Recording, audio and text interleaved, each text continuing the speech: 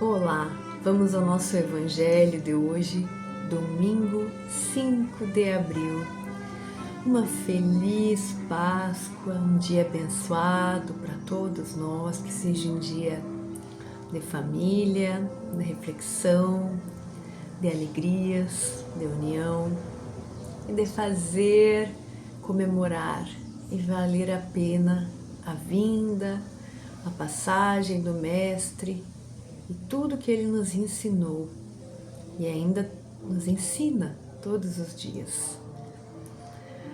Vamos fazer uma prece para começar, fechando os nossos olhos, elevando o nosso pensamento ao Pai, em gratidão. Gratidão por este Mestre que Ele nos enviou, este Mestre que Ele destinou a ser o governador do nosso planeta, este Mestre, irmão, amigo, que através dessa história que hoje celebramos, domingo de Páscoa, através dessa história nos mostra o caminho, todos os dias, para chegarmos mais perto de Ti, Pai. Gratidão. Gratidão, Mestre Jesus, por ser a nossa segurança, o nosso farol, o nosso modelo. Gratidão pelos espíritos amigos que colocas para nos auxiliar, o nosso anjo da guarda, os espíritos protetores, todos esses amigos da luz. Que também nós possamos fazer jus a todo o empenho deles, amor, cuidado para conosco. Que um dia também nós possamos fazer o mesmo, retribuir, mas na certeza que já podemos agora fazer algo e que estamos e vamos nos empenhar cada vez mais. Para isso pedimos o amparo, a inspiração, o auxílio na nossa caminhada. E fiquem conosco, espíritos amigos, hoje e para todos sempre. Que assim seja. Vamos ao nosso Evangelho segundo o Espiritismo. Vamos desmarcar aqui de ontem, vamos ver um breve estudo, uma breve reflexão para hoje. Vamos ver o que nos vem. Vamos lá. Vou baixar um pouquinho. Nos veio capítulo 13, que a sua mão esquerda não saiba o que fez a sua mão direita. Nosso capítulo está bem lido, quase todo. Mas veio aqui, vamos ver então uma parte aqui que a gente ainda não leu, que é o capítulo 13, portanto, o item 6, que está dentro do assunto o óbolo da viúva. Agora eu baixei demais a nossa prece. E esse é o último parágrafo do item 6. Capítulo 13, item 6, último parágrafo, que diz assim: aqueles cuja intenção é desprovida de todo e qualquer interesse pessoal devem se consolar em não poder fazer todo o bem que gostariam. Olha que interessante. Devem lembrar que a esmola do pobre, que dá privando-se do necessário, pesa mais na balança de Deus do que o ouro do rico, que dá sem se privar de coisa alguma. A satisfação seria grande em poder socorrer amplamente a pobreza, mas, se isso não é possível, é preciso limitar-se a fazer o que pode, o que se pode. Aliás, não é apenas com dinheiro que se pode secar as lágrimas, e não é preciso ficar sem ação por não ter dinheiro. Aquele que quer ajudar seu irmão com sinceridade encontra 1000 maneiras de fazê-lo. Se não for de um jeito, será do outro, pois não existe ninguém que, sendo normal, não possa prestar um serviço, consolar alguém, aliviar um sofrimento físico ou moral, tomar uma providência que seja útil. Na falta de dinheiro, cada um possui seu trabalho, seu tempo, seu repouso, dos quais pode dar alguma pequena parcela em benefício dos seus irmãos mais necessitados. Ajudar dessa forma pode ser comparado à esmola do pobre, que dá privando-se do necessário, ou também com as moedas que a viúva depositou no gasofilácio, segundo o ensinamento de Jesus. Que bonito esse assunto e que importante! Que vem nos dizendo aqui? O que Kardec vem nos dizendo através desse ensinamento, dessa parábola, né? O óbolo da viúva. Que para Deus mais vale a esmola do pobre, dada de boa intenção, aquele que deu aquilo que até ia lhe fazer falta, do que uma grande quantidade de dinheiro de um rico que está dando mais para se livrar do peso na consciência do que para ajudar verdadeiramente de boa vontade. É isso que vem nos ensinando. Para Deus, não é quantidade que tem peso, é a intenção. E aí, então, o que ele vem nos chamando? Atenção, que se nós não temos dinheiro, que não é só de dinheiro que se trata, que se nós não temos dinheiro, que diz todo mundo que está numa condição normal pode doar alguma coisa, seja o seu tempo, seja a sua atenção. Vamos trazer para um exemplo, não podemos não ter uma quantia, sermos abastados de dinheiro a ponto de poder doar alimentos, doar roupas, doar dinheiro, ajudar a construir prédios. Mas nós temos tempo. Mas vamos ver bem. Para nós que não temos grande quantidade de dinheiro, mais ainda que nós teríamos que usar esse tempo para então fazer. Mas a gente pega esse tempo que seria importante, que a gente poderia estar usando ou para trabalhar mais, ou para nos divertirmos, ou para estar com a família, aquele tempo que já é escasso e a gente vai doar para um trabalho voluntário, a gente está tirando de nós o que a gente o que a gente nem teria.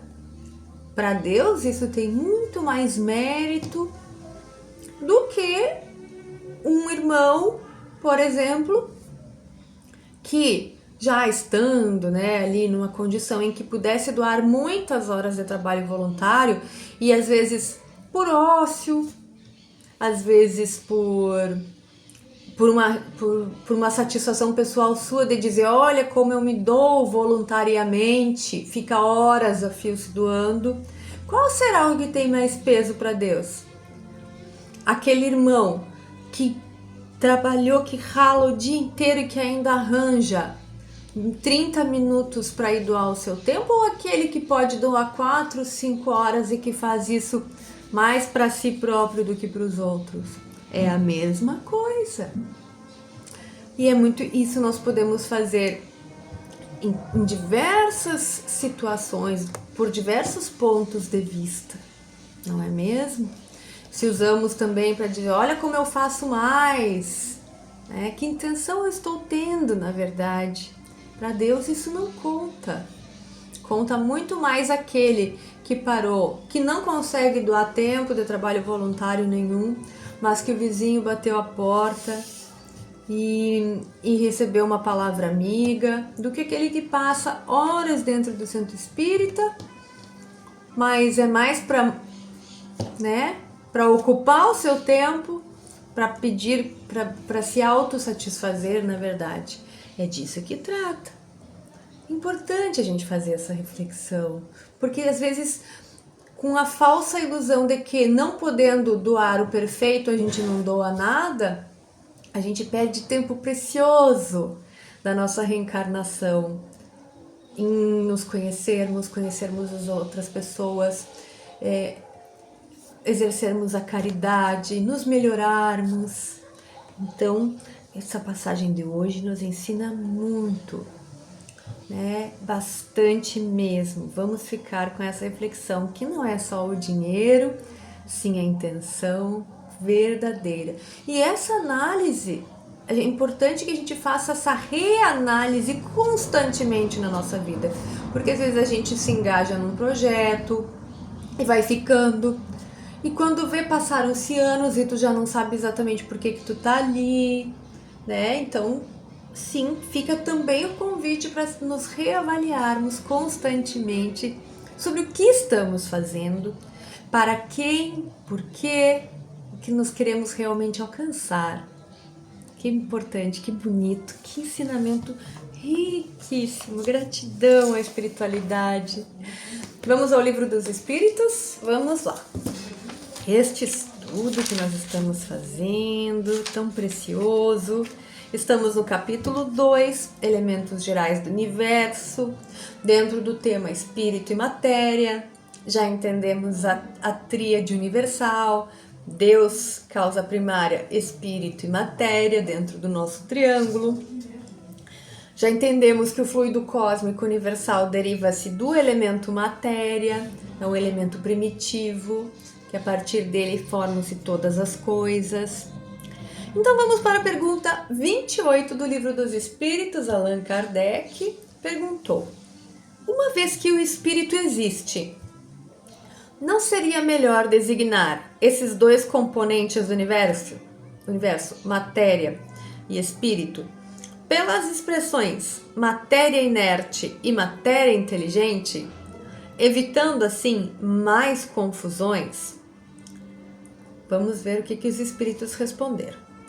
As palavras pouco importam. Cabe a vocês, está dizendo para nós, né, reencarnados aqui, cabe a vocês formular uma linguagem adequada ao seu próprio entendimento. O que eles estão dizendo? O importante é que vocês entendam, né? As palavras em si pouco importam. As controvérsias surgem quase sempre pela diversidade de expressões. A linguagem terrena é incompleta para exprimir as coisas que os sentidos humanos não percebem. Então, vamos dar uma simplificada aqui. Nós já vimos antes, em perguntas anteriores, que os espíritos falam que nos falta um sentido. Ainda nos falta ferramentas para perceber coisas que existem e nós ainda não conseguimos perceber. É por isso que existe esse monte de controvérsias, né? Controvérsias nas religiões, na própria ciência, porque estamos descobrindo, estamos no caminho, é isso que eles estão dizendo. E estão dizendo, as controvérsias vão existir por quê? Vocês não tendo capacidade de perceber a realidade, vocês ficam achando equiparações. E o que para mim, a Daniele olha e fala, sabe, para mim aquilo parece uma galinha. Aí o outro vai olhar, para mim parece um pássaro, para mim parece uma avestruz. Tá tudo meio parecido, mas não são exatamente a mesma coisa. É uma comparação assim. A gente vai achar palavras, mas daí vão surgir as controvérsias, porque cada um vai ter um viés. E o que eles dizem? Então palavras não importam. Importa mesmo que vocês entendam o que existe. Comecem a perceber, entender. Comecem. Eles sempre dizem aqui, vocês são incompletos, vocês não têm condições de entender ainda, vocês não têm condições de entender tudo. Eles nos falam o tempo todo, para que a gente não fique tentando fazer algo que não temos condições ainda, simplesmente. E tem um comentário do Kardec que diz assim: um fato notório domina todas as teorias. Vemos matéria que não é inteligente e vemos um princípio inteligente, que é independente da matéria. Desconhecemos a origem e a conexão dessas duas coisas, se elas provêm ou não de uma fonte comum e se existem pontos de contato entre elas.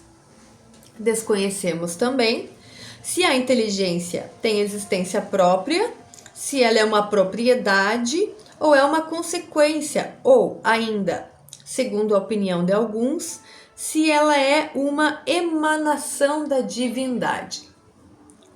A matéria sem inteligência é o princípio inteligente. A matéria sem inteligência e o princípio inteligente se apresentam como coisas distintas. E é por isso que as admitimos como sendo as formadoras de dois princípios que constituem o universo. Vemos, acima de tudo, uma inteligência que domina e governa todas as outras e que delas se distingue por atributos especiais. E essa inteligência suprema chamamos Deus. Então, o que Kardec quis nos explicar aqui? Vamos simplificar para o nosso entendimento para hoje. Ele vem falando, já que os espíritos disseram que são só palavras, né? Que o importante é que a gente entenda. Ele diz assim, um fato notório domina as teorias. De todas as teorias que existem, da ciência, da filosofia, do que nós conhecemos aqui no nosso planeta, enquanto encarnados, um fato domina essas teorias. Todo mundo aceita que tem um princípio, matéria sem inteligência, e outro princípio, matéria com inteligência. Trazendo para a realidade do nosso corpo, nós sabemos que esse corpo aqui, quando nós desencarnamos, sem a parte inteligente, que a gente chama de alma, espírito, como quiser, o que anima ele é só matéria. Então, princípio matéria, princípio inteligente. Todas as teorias admitem isso. E uma inteligência maior que criou essas outras duas forças. Ponto. É isso que nós precisamos entender agora. Essa força, inteligência suprema, Deus, que criou inteligência, ele chama aqui de inteligência matéria e inteligência, princípio inteligente. Então é isso, que não deixa de ser Deus, princípio, elemento matéria, elemento espiritual, que nós já vimos que é o que constitui a tríade universal, tudo que existe. Como nós estamos conseguindo construir o nosso pensamento, o nosso conhecimento, não é mesmo? É muito bonito como Kardec construiu essa doutrina através da orientação desses espíritos de luz.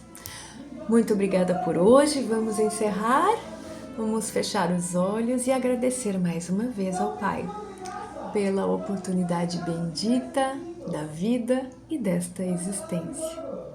Fiquem conosco, espíritos amigos, neste dia e para todos sempre. Que assim seja. Tchau, tchau.